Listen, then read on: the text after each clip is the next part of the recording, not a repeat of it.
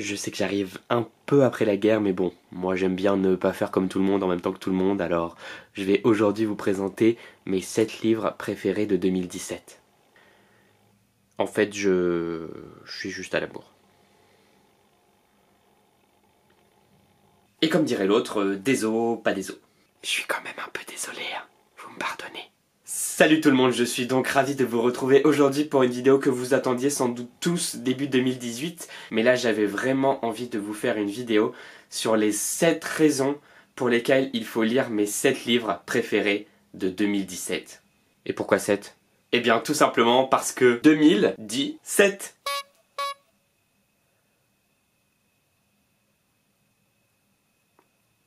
Désolé. Trêve de plaisanterie, les livres que je vais vous présenter ne sont dans aucun ordre particulier. Je les ai juste mis dans un ordre intuitif et en fonction des raisons que je voulais mentionner dans cette vidéo. Alors, pas de classement, même si j'ai bien sûr quelques chouchous. Et n'hésitez pas à réagir en commentaire en me mentionnant votre avis sur ces livres ou vos propres livres préférés de 2017. Tout genre confondu, bien entendu. Mes livres préférés de 2017 vous feront rêver.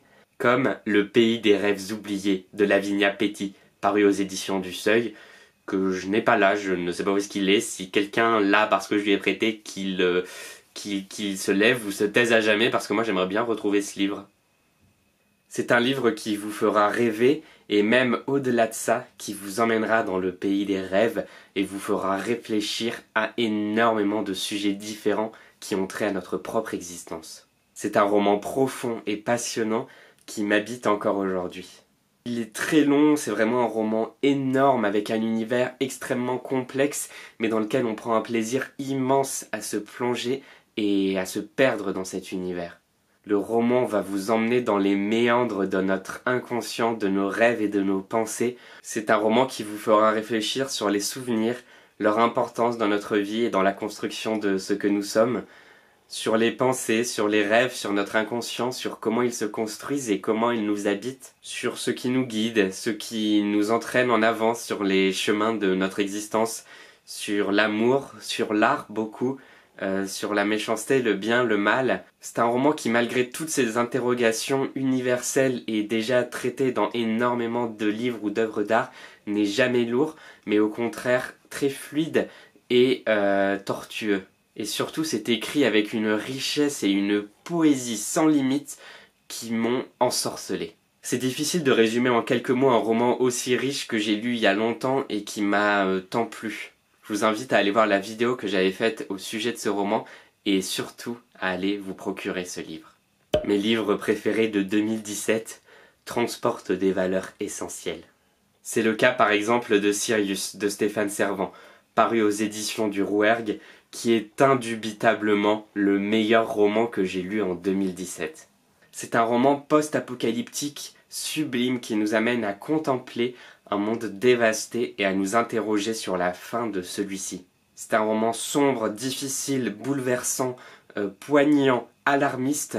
Un roman qui vous amène à réfléchir sur la vie, sur ce qui construit l'homme et le détruit, sur l'écriture, sur la société de l'image dans laquelle nous vivons, sur la nature bien entendu, sur la place des animaux dans notre monde et au mal que nous leur faisons, sur la terre qui a une fois de plus dans ce roman de Stéphane Servan une place omniprésente avec l'image de la vie, du ventre, des entrailles, des racines et de la pulsation de la terre ou du cœur.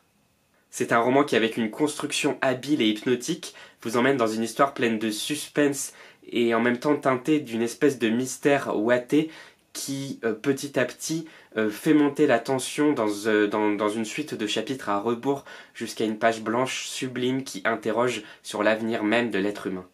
Ce sont bien sûr des livres qui vous amèneront à porter sur le monde qui vous entoure un regard différent et interrogatif. C'est le cas par exemple de Là où tombent les anges de Charlotte Bousquet, publié dans la collection électrogène des éditions Gulfstream. C'est un roman dont je ne parle pas pour la première fois parce que j'en ai notamment parlé avec Cassandra de la chaîne Le Bonbon au Cassis dans la première session de Family Books en mars 2017.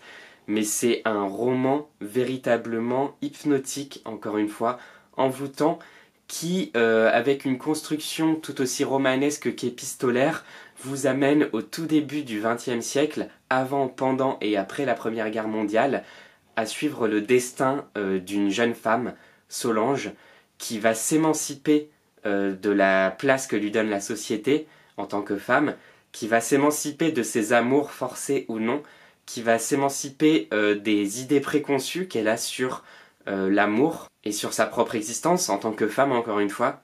Et avec ce destin de femme va être brassé tout un contexte politique et historique, mais c'est bel et bien un contexte et non pas le centre de l'histoire.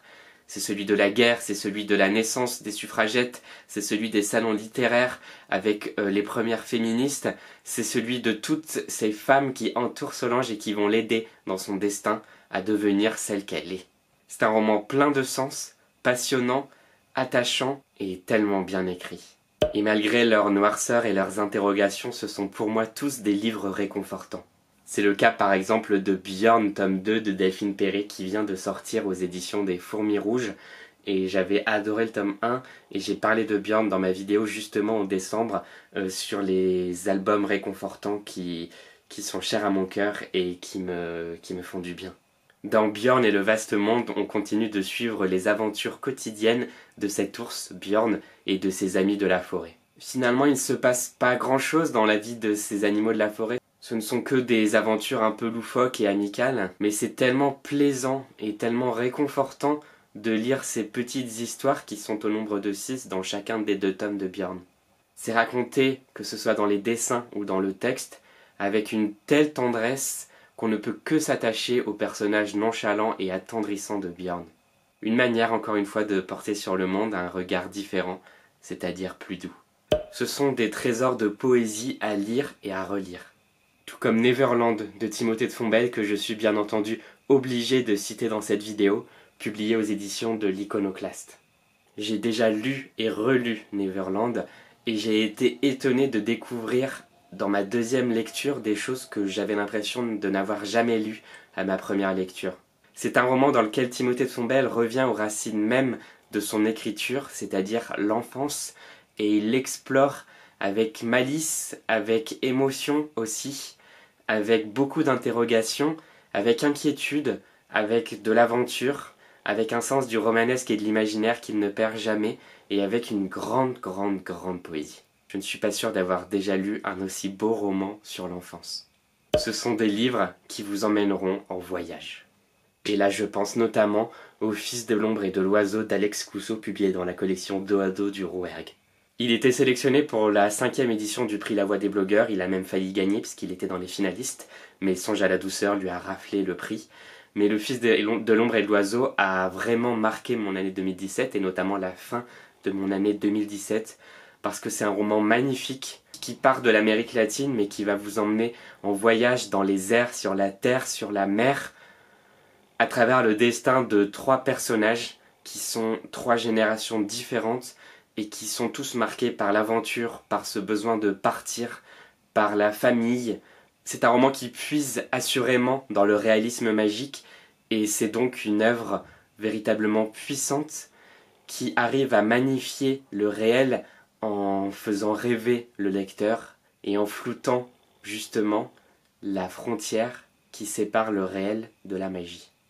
La 7e raison pour laquelle vous devez lire ces livres, c'est que ces livres sont vos amis. Il aurait été difficile de ne pas mentionner dans cette vidéo, on a trouvé un chapeau de Jon Klassen publié chez Milan, dont j'ai parlé dans ma vidéo estivale de Partir en livre, et notamment parce que Jon Klassen est maintenant l'un de mes illustrateurs et auteurs préférés.